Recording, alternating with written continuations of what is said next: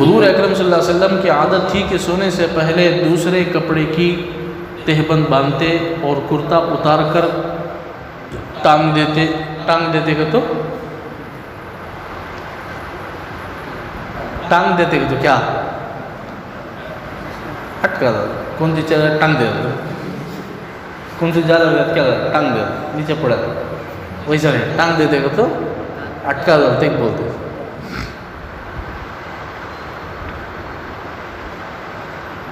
और फिर आराम फरमाने से पहले बिस्तर को कपड़े से 3 मरतबा झाड़ते थे तो झटकते। ये ज़बान सब कौन भी वहाँ वाले बोले तो हम ना समझ में आना तो वो झाड़ते थे क्या वो झाड़ू उठा झाड़ते थे कि हमारी ज़बान में क्या है झाड़ू को झाड़ना बोलते झटकना ये कपड़े में